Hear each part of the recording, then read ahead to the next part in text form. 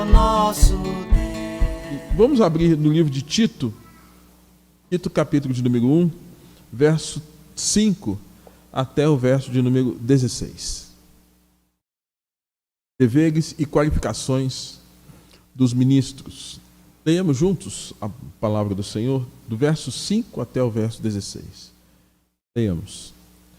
Por esta causa te deixei em Creta, para que pusesses em ordem as coisas restantes, bem como em cada cidade constituísses presbíteros, conforme te prescrevi.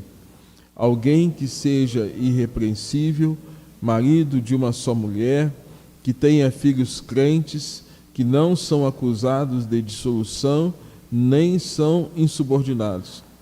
Porque é indispensável que o bispo seja irrepreensível, como despenseiro de Deus, não arrogante, não irascível, não dado ao vinho, nem violento, nem cobiçoso de sorte de ganância, antes hospitaleiro, amigo do bem, sóbrio, justo, piedoso, que tenha domínio de si, apegado à palavra fiel, que é segundo a doutrina, de modo que tenha poder tanto para exortar pelo reto ensino, como para convencer os que contradizem. Porque existem muitos insubordinados, pauradores, frívolos, enganadores, especialmente os da circuncisão. É preciso fazê-los calar, porque andam pervertendo casas inteiras, ensinando que não devem por torpe ganância. Foi mesmo dentre eles um seu profeta que disse: cretenses sempre mentirosos, feras terríveis, ventres preguiçosos. Tal testemunho é exato, portanto, repreende-os severamente, para que sejam sadios na fé. Não se ocupem com fábulas judaicas, nem com os mandamentos de homens desviados da verdade. Todas as coisas são puras para os puros, todavia, para os impuros e descrentes, nada é puro, porque tanto a mente como a consciência deles estão corrompidas. No tocante a Deus, professam conhecê-lo, entretanto o negam por suas obras, e é por isso que são abomináveis, desobedientes e reprovados para toda boa obra. Amém. Irmãos, a liderança encorajadora ou liderança abençoadora,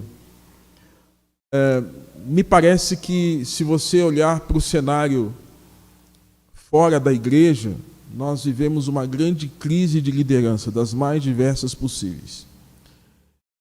E liderança principalmente corrompida pela falta de ética, pela falta de valores, pela falta de princípios, pela falta de coerência, de bom senso. E, irmãos, é triste nós vemos em nossa nação, nos dias de hoje, um contexto tão complexo em que a gente tenha dificuldade em lidar com aqueles que nos lideram. Existe hoje uma crise de confiança, também chamada crise de plausibilidade, crise de confiança.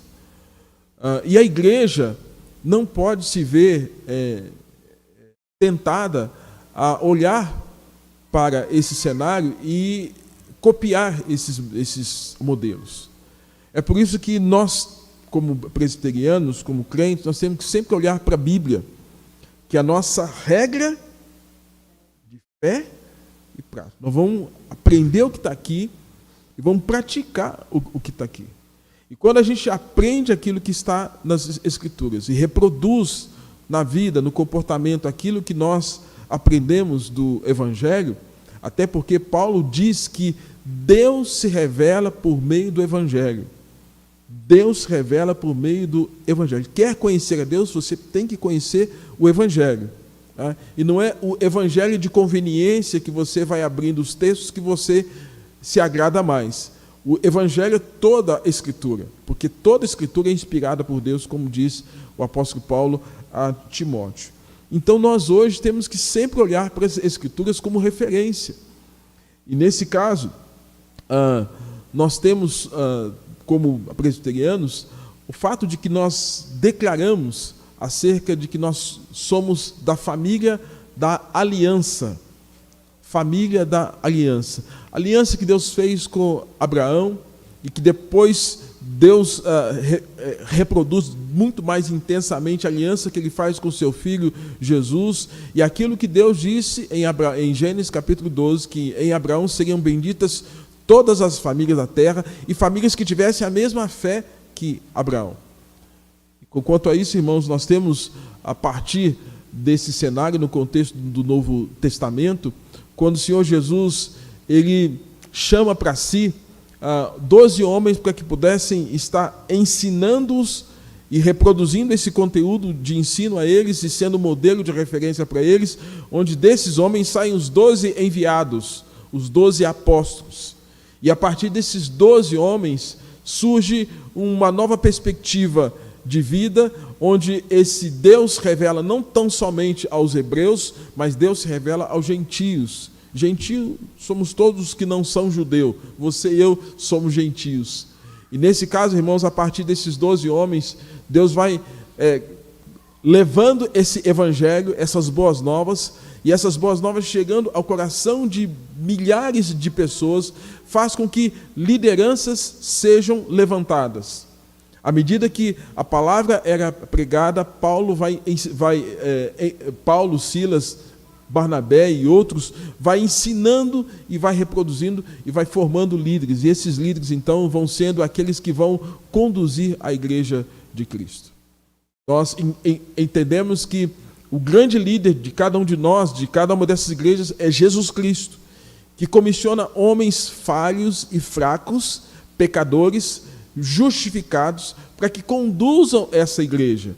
E nesse caso, irmãos, nós não temos uma afirmação de fé tal qual a ICAR, Igreja Católica Apostólica Romana, tendo Pedro como o primeiro líder, o primeiro pai, o primeiro papa, de tal forma que nós tenhamos uma figura humana para representar o próprio Deus. Não, nós não cremos nisso. Isso não faz parte da nossa confissão.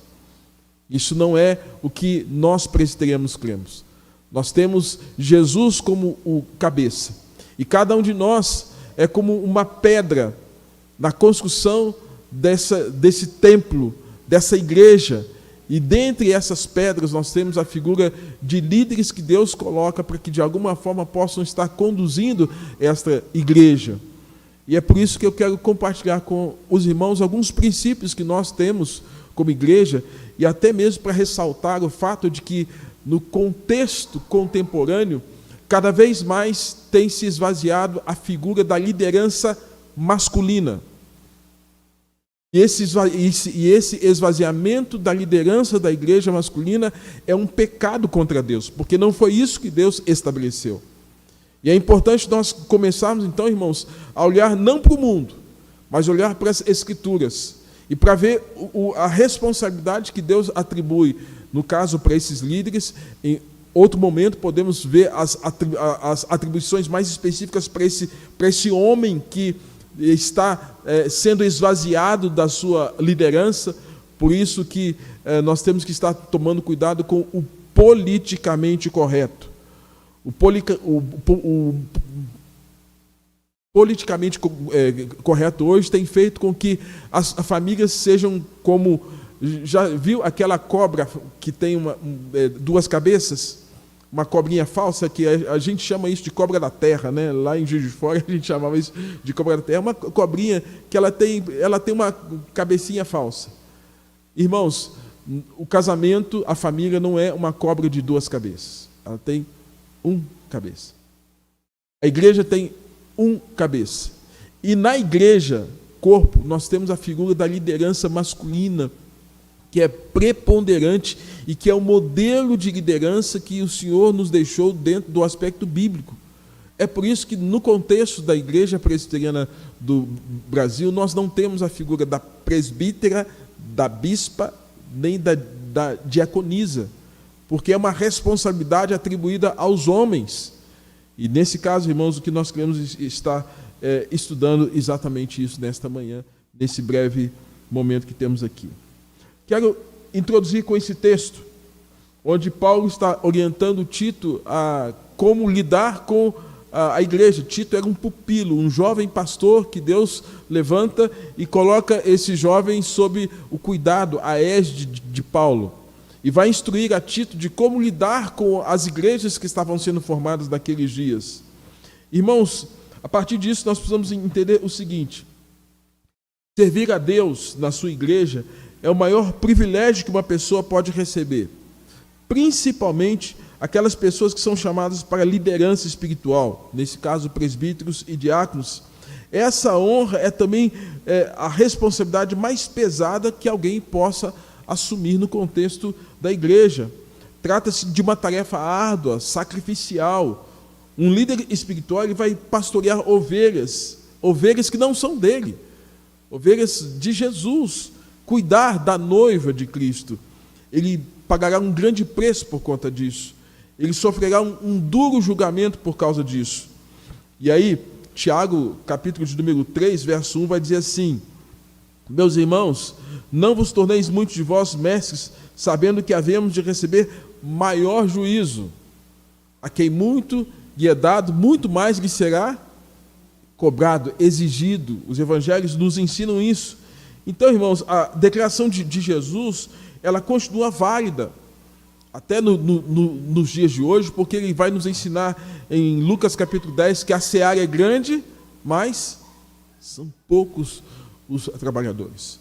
Aqueles que se colocam diante de Deus para servir na seara do Senhor. O que o mundo oferece é extremamente tentador. Então as pessoas ficam mais assediadas para viverem na perspectiva do mundo, da concupiscência da carne, da concupiscência dos olhos, do que uma vida de consagração, de fato, ao nosso Deus. Irmãos, nossa igreja, ela tem o ofício de presbítero. Onde é que nós encontramos orientação para isso? Eu vou pedir que alguém abra aqui, por favor, no templo, Atos capítulo de número 20, verso 17 ao verso de número 28. Atos capítulo de número 17.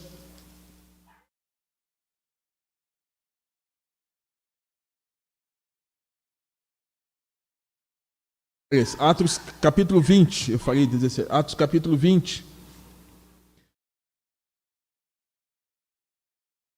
Alguém que leia para mim, por favor, o verso de número 28. Atos capítulo de número 20, verso 28. Alguém, por favor, aqui do templo, leia para mim, depois eu repito aqui.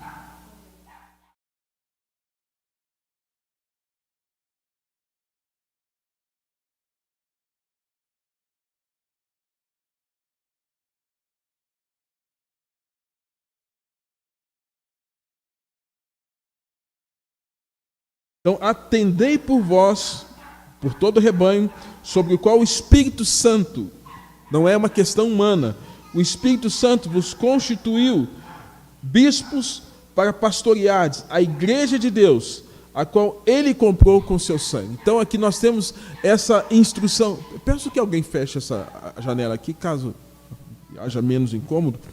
Então, aqui, irmãos, nós temos a descrição bíblica mostrando acerca dessa figura e desses líderes. A palavra presbítero vem do termo grego transliterado presbiteroi, que significa o mais velho em relação ao mais novo. Aparece 66 vezes, indicando também um ofício eclesiástico, bispo.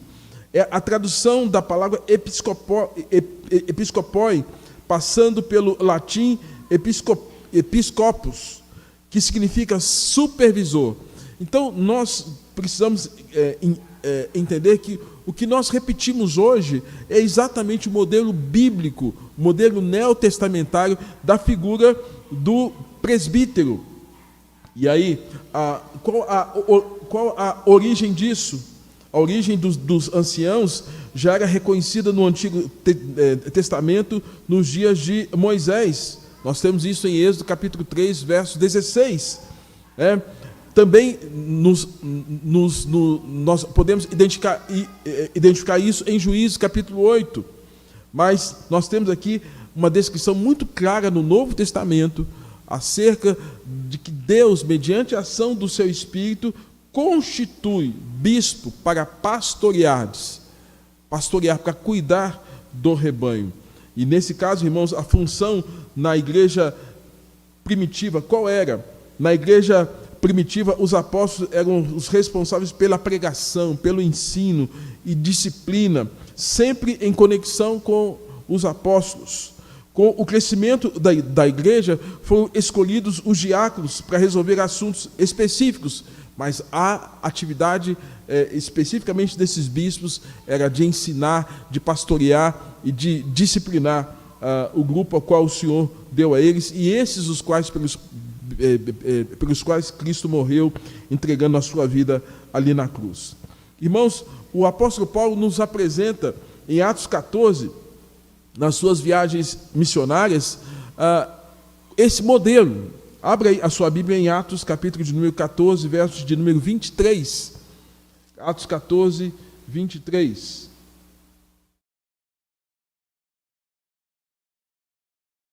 Quem quiser ler o texto, pode ler o texto. A irmã que havia se levantado, Anitta, pode ler o texto agora.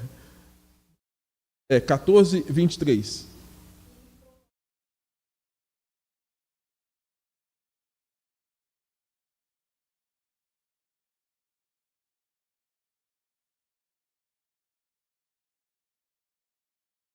Então, olha só, e promovendo-lhes em cada igreja a eleição de presbítero. Você tem que se alegrar, porque a igreja presbiteriana ela tem sido fiel e zelosa, né? Nós já estamos há muito tempo depois da reforma, há muito tempo depois em que tudo isso foi instituído, e é por isso que nós somos uma igreja tradicional. Nós somos tradicionais não é por conta da nossa liturgia, é por conta da nossa interpretação bíblica. A nossa interpretação bíblica é aquela que quer ser fiel àquilo que foi deixado pelos apóstolos, o ensino dos apóstolos, o ensino de Jesus, convergido nesse evangelho que nós temos em nossas mãos e em nosso coração. E neste caso, irmãos, os presbíteros, esses oficiais detinham a superintendência do rebanho que fora entregue aos seus cuidados. Eles tinham que abastecê-lo, governá-lo e protegê-lo como sendo a própria família de Deus. Então, se alguém aspira o episcopato, excelente obra almeja. E nesse caso, almejar é desejar cada vez mais servir ao Senhor, protegendo, cuidando desse rebanho, né, como membros da família de Deus. É o princípio que é citado aqui por Luiz Berkoff, um teólogo reformado. Diáconos, onde nós encontramos o que significa o diaconato. O termo diácono vem do grego diáconos, que significa servo, serviço, servir à mesa. É um garçom, né? E nós temos a descrição bíblica da função dos diáconos em Atos capítulo de número 6. A igreja pode abrir comigo em Atos capítulo de número 6.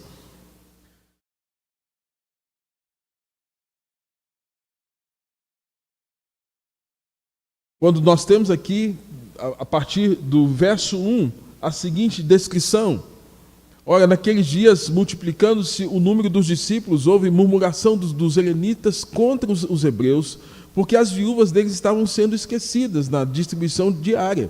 Então os 12 convocaram a comunidade dos discípulos e disseram: não é razoável que nós abandonemos a palavra de Deus para servir às mesas. Mas, irmãos, escolhei dentre vós 7 homens de boa reputação, cheios do Espírito, de sabedoria, os quais encarregaremos desse serviço.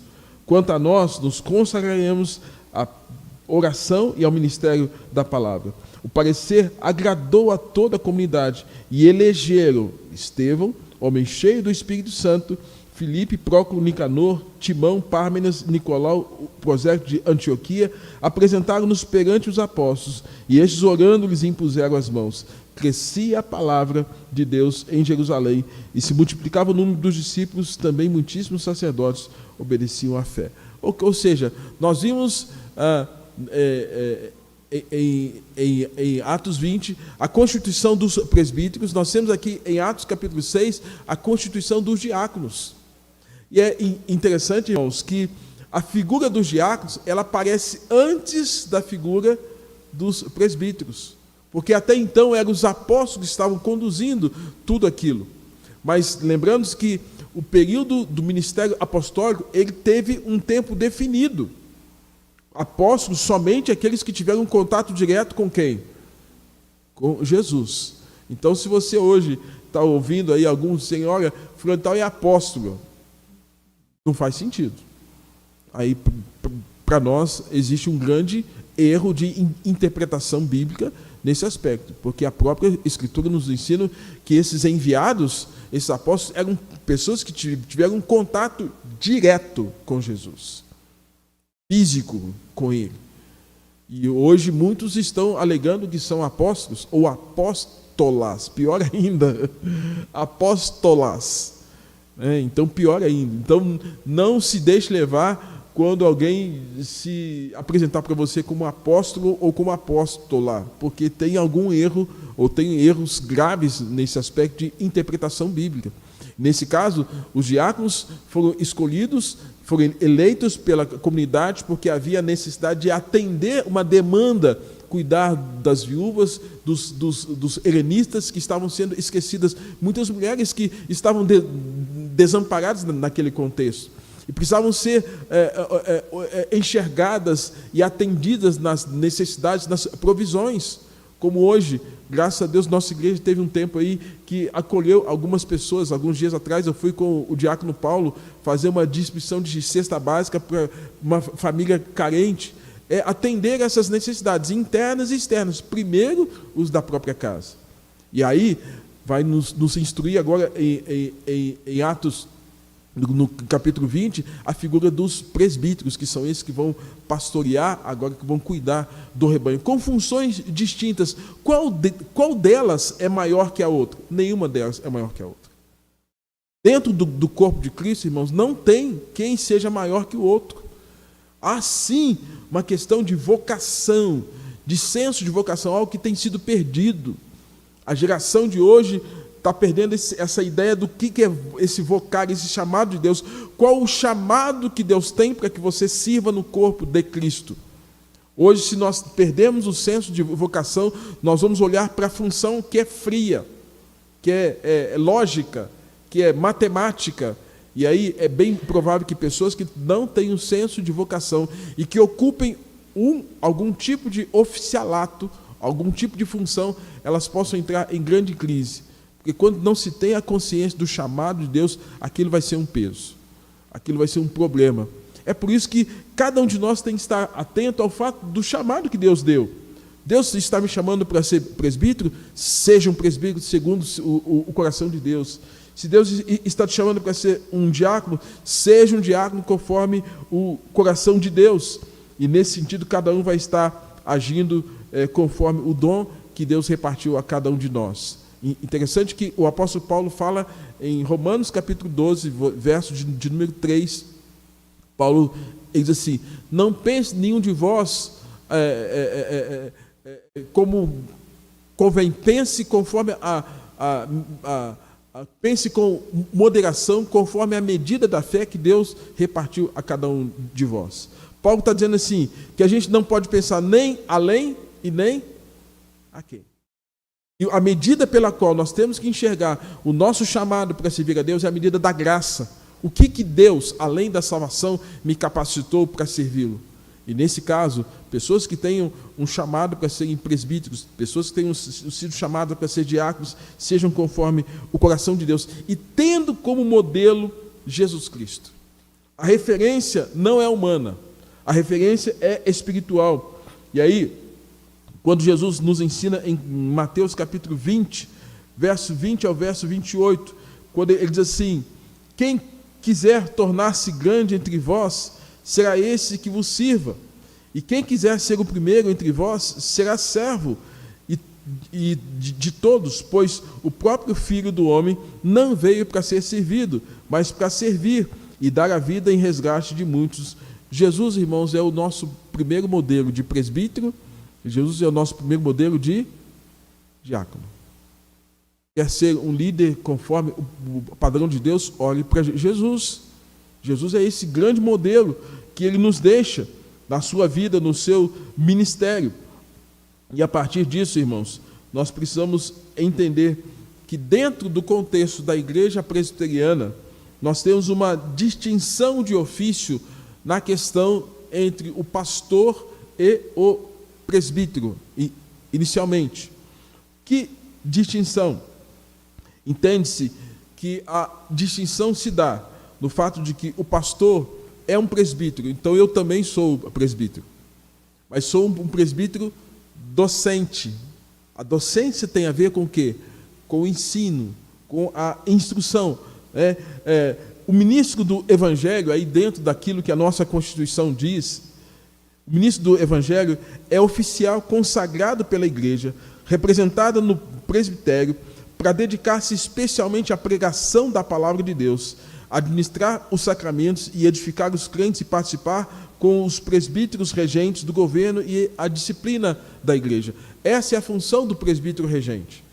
Então, você que está chegando à igreja, que talvez não tenha feito ainda com essa realidade de como a igreja funciona, o pastor é um presbítero regente, docente.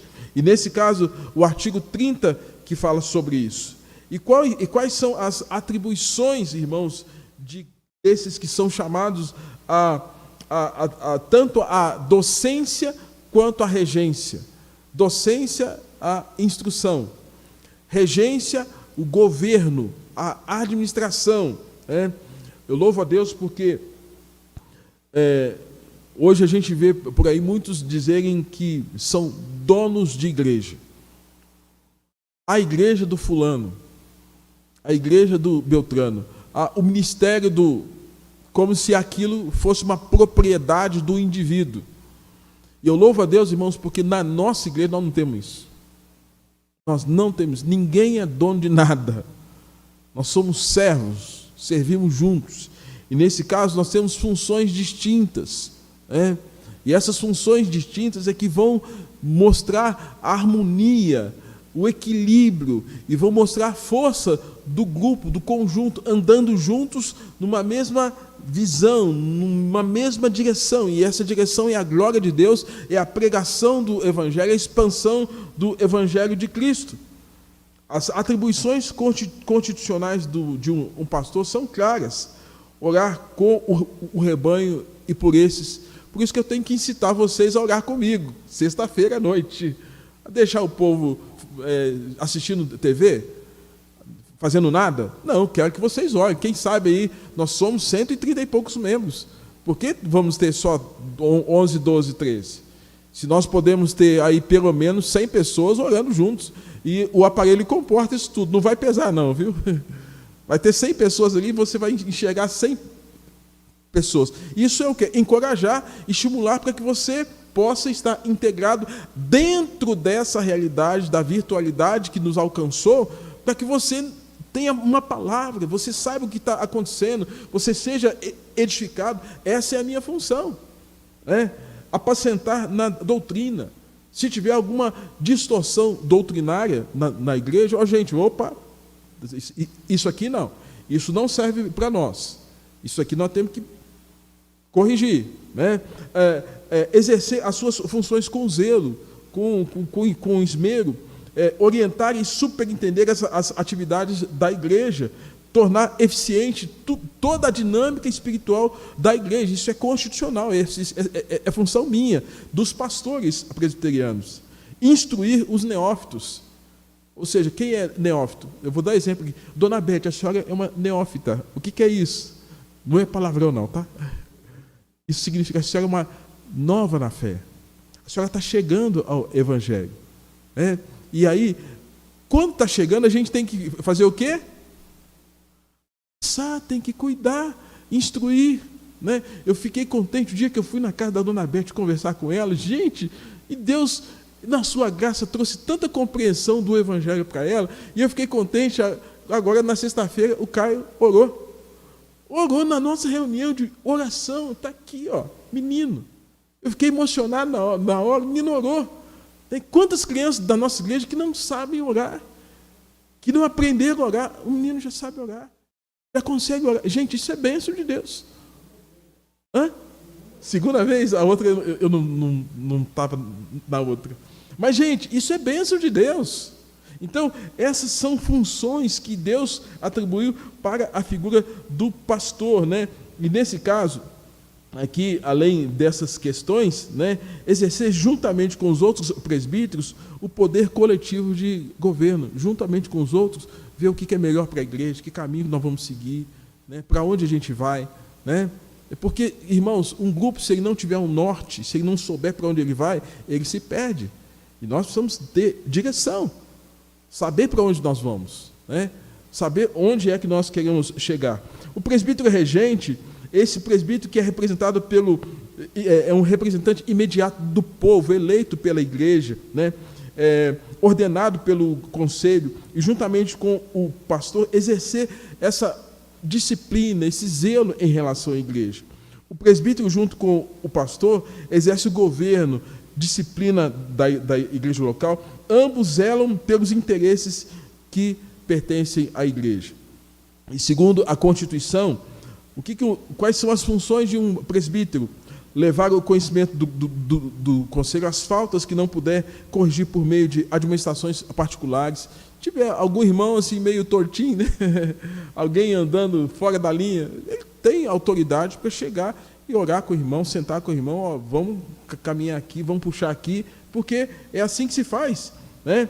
Através de administrações particulares, auxiliar o pastor no trabalho de visitas, instruir os neófitos, consolar os aflitos, orar com os crentes e por eles, informar o pastor casos de doença, distribuir os elementos da ceia, tomar parte na ordenação de ministros, representar o conselho nas reuniões de presbitério, sínodo e supremo concílio. São algumas das funções dos presbíteros, que juntamente com o pastor administram, apacentam o rebanho. Quais são as funções do diácono? Desses que nós temos como modelo que aconteceu em Atos capítulo 6. O diácono, esse oficial eleito, tem a função de supervisionar e dedicar-se especialmente a quê? A arrecadação das ofertas, em especial. Eu fico muito contente, irmãos, pelo fato de que nós temos essa estrutura. Hoje, com essa questão de crise de confiança, eu sou pastor há 29 anos, né? Ano que vem eu faço 30 anos de pastorado. Eu nunca peguei dinheiro de ninguém. Porque nós temos o quê? A junta diaconal. E a junta, ela tem essa função de pegar essa arrecadação, contabilizar isso tudo, repassar isso ao tesoureiro ou depositar isso, e tem todo um processo de transparência e, ao mesmo tempo, de fiscalização. Todos nós temos uma tranquilidade nessa harmonia de funcionamento, e isso dá um grau excelente de integridade para a comunidade. Isso é fantástico. Às vezes, alguns podem dizer, mas a gente está acostumado. Gente, vocês não têm ideia como isso é importante. Porque tem igreja que não é assim. Tem igreja que as coisas não acontecem assim. Eu conheço comunidades que tudo cai na mão do líder. E isso é ruim, porque não tem auditoria, não é auditável. E o que não é auditável, você corre o risco de ter problemas. E nossa igreja tem isso. Então, agradeça a Deus pela funcionalidade, pela organização que nós temos, no zelo quanto a isso. E dentre esse aspecto, essa é uma das funções dos diáconos, né? A arrecadação de ofertas para fins piedosos, os dízimos, as ofertas, quer seja para os missionários, quer seja oferta específica, quer seja em algum momento que a igreja tenha algum trabalho específico de arrecadação, os dízimos que fazem com que a gente tenha a manutenção da luz, da água, dos impostos, que honra a figura daquele que é chamado para exercer a liderança pastoral. Deus, irmãos, tem sido gracioso conosco. E nessa organização, louvamos a Deus que 1 ano e 3 meses de pandemia, Deus, na sua graça, não permitiu que nada nos faltasse. A igreja honrou todos os compromissos, tudo em dia, tudo certinho. Por quê? Organização, zelo, cuidado, motivo de gratidão a Deus. Aqui, hoje, nós estamos fazendo uma recapitulação de coisas que nós já sabemos, mas é importante, tudo aquilo que a gente não fala e esquece, talvez em algum momento nós vamos reclamar. A gente está lembrando, porque a gente com isso vai ter um senso de gratidão pelo cuidado de Deus para com a vida da nossa igreja, em especial nesse aspecto da vida dos diáconos, né? Eles também têm a função de cuidar da ordem e reverência dos lugares reservados, quer dizer, toda a ordem do culto, o zelo, o silêncio, né, a organização do ambiente, né, tudo isso tem como função a figura do diácono. O que, irmãos, cada um de nós, como líderes, precisamos ter? Precisamos ter uma vida familiar abençoada. A vida familiar de uma pessoa é um pré-requisito muito importante para seu ministério na igreja. Né? Muito importante. Aí nós temos descrições tipo do que Paulo fala em 1 Timóteo 3, 2, ele fala assim, que quer seja presbítero, bispos, diáconos, né? Marido de uma só mulher, o oficial é homem de uma só mulher, devotado a uma só pessoa.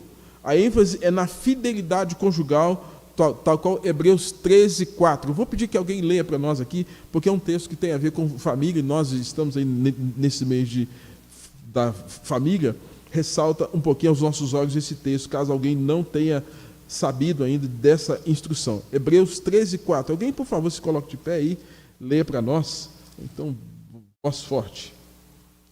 13, 4.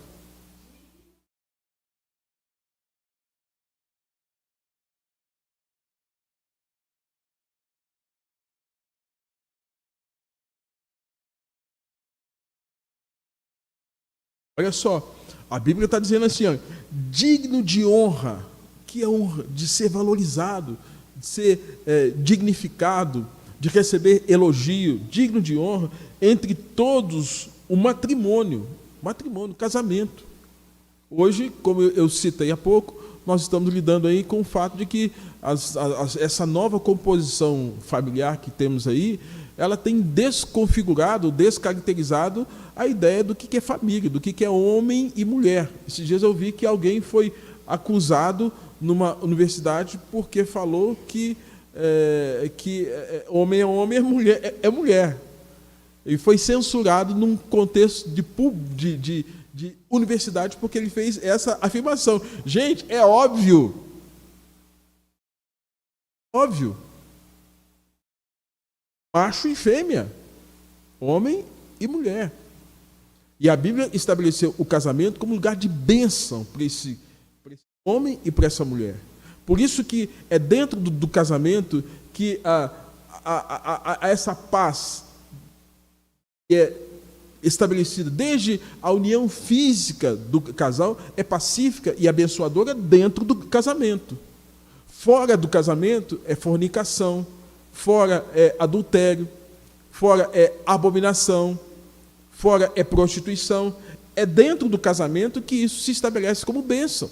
É por isso que Hebreus está pondo aqui que é digno de honra é o matrimônio, né? E ele fala assim, bem como o leito sem mácula. Aí a fidelidade do homem para com a mulher para com o homem, ponto final. É isso que nós temos que bater o pé. Irmãos, se nós começarmos a olhar para o mundo e a ceder alguns valores, nós vamos estar sendo antibíblico. E eu espero que nenhum de nós abra mão de princípios como esse. É possível sim que pessoas que de alguma forma tiveram algum momento na vida pessoal, que tiveram, antes de conhecer a Cristo, que possam ter passado por alguma situação em que houve uma interrupção do relacionamento, mas, queridos, isso não deve ser algo comum no nosso meio.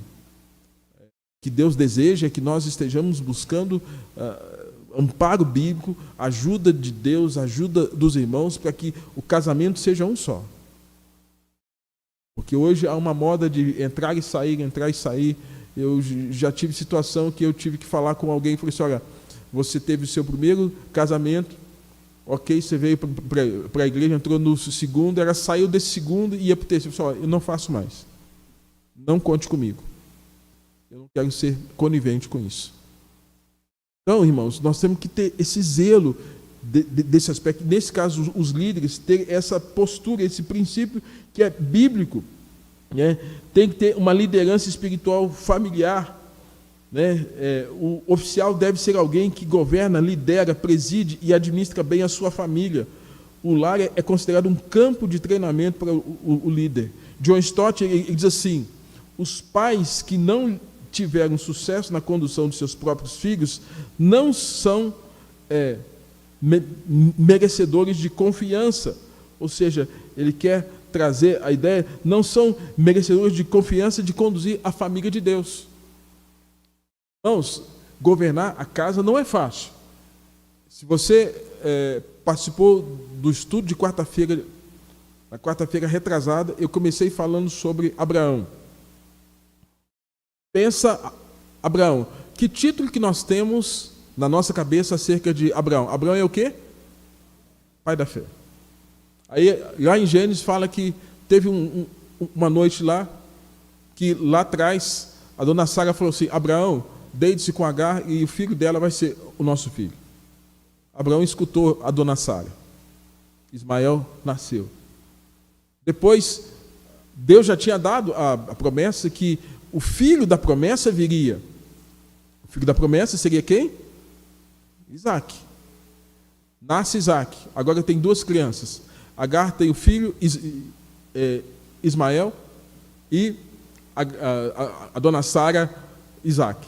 As crianças crescem. No dia do desmame de Isaac, havia uma celebração. O dia que a criança vai deixar de mamar no peito da mãe. E nesse dia, o que aconteceu? As crianças estavam juntas ali, certamente num clima de festa. Aí o Ismael vai debochar da cara do Isaac. Vai caçoar, vai fazer um bullying, vai bulinar o Isaac. A dona Sara, em vez de ter cabeça boa, eu falo, às vezes a gente entra na crise de ter cabeça fraca. Tá? A dona Sara, naquela hora, ficou meio atordoada e não gostou daquela situação. Chegou para o marido e falou assim: olha, manda Agar embora agora. Gente, pensa nessa cena. Pensa nisso. À noite, a dona Sara fala: Abraão, manda ela embora agora. O texto fala assim: isso pareceu muito penoso para Abraão. Com isso, a gente pode pensar o seguinte: casa de crente tem problema? Tem problema. Na minha casa tem problema. Na sua casa tem. Nas nossas casas tem. A questão é como nós vamos lidar com esses problemas. E aqui, irmãos, um líder espiritual ele tem que saber lidar com os problemas domésticos. Nós temos que aprender a lidar com os problemas de dentro de casa, para nos dar autoridade para saber lidar com os problemas de onde? E se nós não soubermos lidar com os problemas de casa, como é que nós vamos aprender, como é que nós vamos lidar com os problemas da igreja? Que aí você vai ser um pai de muitos filhos. Você não vai ser um pai de um ou dois. São muitas pessoas, as quais você tem uma responsabilidade de liderança, quase que de autoridade paterna. E nesse caso, irmãos, a liderança familiar é o começo de tudo. Por isso que preza-se para que haja esse aspecto. Caráter na conduta, que esse homem seja irrepreensível, né? Ele não pode ter sobressaltado pontos negativos sobre ele, né? Que é não arrogante, não irascível, não dado ao vinho, não violento, não cobiçoso de torpe ganância, não seja neófito. Né? Pontos positivos que esses líderes precisam ter: hospitaleiro, amigo do bem, sóbrio ou moderado, justo, piedoso, temperante, de boa reputação fora da igreja, homens de uma só palavra, experimentados e experientes. Então, irmãos, quando nós olhamos esses aspectos, nós vemos sim que é uma grande responsabilidade, um grande privilégio, mas o quanto nós precisamos estar encaixados nesses princípios que a Bíblia vai nos ensinar. E já indo para o fim, quando nós temos um processo de liderança na igreja, muitas vezes nós usamos alguns critérios que não são bíblicos. Nós precisamos usar critérios bíblicos para podemos escolher aqueles que nos lideram. E que aqueles que foram eleitos, que são os líderes, precisam estar atentos a isso. Evite eleger pessoas baseado na simpatia. Eu vou votar no fulano, vou escolher o fulano porque ele é simpático. Gente, simpatia não é sinal de capacidade para liderar nada. Eu vou votar porque ele tem interesse, por conta de interesse.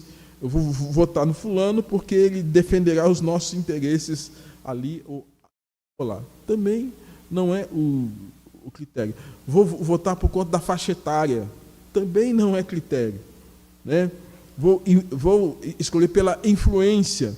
Né? Fulano tal, ele influencia muito. Pela família, ele da família tal. Desinteresse. Eu vou votar em fulano porque qualquer um serve. Não é assim. Então, a igreja orou, a igreja buscou o Senhor, quer seja para presbítero, quer seja para diácono. A igreja estava sempre orando. Ou escolher por raiva, ou por vingança, né? Ou por politicagem, que pode acontecer também dentro de carnalidade, que surge alguma situação assim. Então, irmãos, todos esses princípios são fundamentais para a gente rever, relembrar e a gente buscar de Deus a direção para que a igreja dele tenha sempre o melhor, mais alto grau de excelência para se servir. Esse mais alto grau de excelência não significa do ponto de vista humano, é o mais alto grau de excelência do reino de Deus. Já disse aqui, eu tinha um presbítero em Mirassol, e essa semana eu vi uma foto dele, que me mandaram uma foto dele, mas ele foi chamado presbítero Josué. O homem era ele puxava carroça. Um negro alto, né? A gente tinha uma reunião de oração na igreja todo dia, de segunda a sexta-feira, às 6 horas da manhã. Todo dia a gente estava junto. Eu morava do lado da igreja, praticamente. Então, todo dia a gente estava junto. Mas um homem com uma sabedoria que não veio de faculdade, de título de pós-doc, mestrado, especialista, mas um homem que tinha uma sabedoria de Deus. E a sabedoria dele foi uma grande escola para mim, como um pastor iniciante, onde eu tinha prazer de sentar com o Josué, fazer visita com ele, orar com ele e aprender com a sabedoria que Deus deu para ele. Um presbítero segundo o coração de Deus. Líder abençoador. Eu gostaria então que você pudesse estar atento a esse momento. Nós que somos líderes já estamos na função reanimarmos, tomarmos cada vez mais a direção de Deus para que a nossa liderança seja eficaz. Aqueles que Deus tem levantado ou há de levantar também possam ser líderes segundo o coração de Deus. Sabe por quê, irmãos? Depois que tudo isso passar, depois que nós formos, depois que eu for, você for, primeiro é o seguinte, nós não vamos levar o quê? Nada. Dizem os antigos que defunto não leva nada e mortalha não tem bolso. Mortalha é uma vestimenta antiga que usava, né? Que punha no defunto lá, que não tinha bolso. Não tinha bolso por quê? Porque não dava para levar nada. A não ser que fosse como os faraós lá, que Quando morriam, tudo aquilo que era dele, inclusive as pessoas vivas, eram postas ali para serem mortas. Nenhum de nós é Faraó. Mas o que vai ficar depois é a história de vida. Vai ficar depois que eu for, que você for, é o legado. Quem foi o fulano? Quem foi Beltrano? Sabe, porque as pessoas esquecem rapidamente de quem se foi. Mas quem viveu e deixou boas marcas, boas impressões, a história fica. Eu estou aqui falando de um irmão que já morreu há quase 4 anos atrás. Porque a história fica, o exemplo fica, o modelo fica, a referência fica, o estilo de vida fica. E é isso que nos faz pensar que essas pessoas que marcaram a nossa vida são pessoas parecidas com Jesus. Líder abençoador não deve parecer consigo mesmo. Líder abençoador deve sempre ter alguma coisa nele que nos faça lembrar de quem? Jesus. Amoroso. Jesus é amoroso. Nossa, ele é tão paciente. Jesus é paciente. Nossa, ele é tão proativo. Jesus era proativo. Nossa, ele era tão humilde. Jesus era humilde. Nossa, ele tinha zelo com a oração. Jesus orava. Jesus sempre deve ser esse modelo de liderança que, quando a gente for, alguém deve enxergar algum princípio dessas características de Jesus em nossa vida. Nós não sempre pregamos que cada um de nós tem que ser parecido com Jesus? Então deixe que as marcas de Cristo apareçam na sua vida, no seu ministério. Estou falando especificamente de presbítero e diácono, mas num aspecto geral, em toda a área da nossa vida. Amém, irmãos?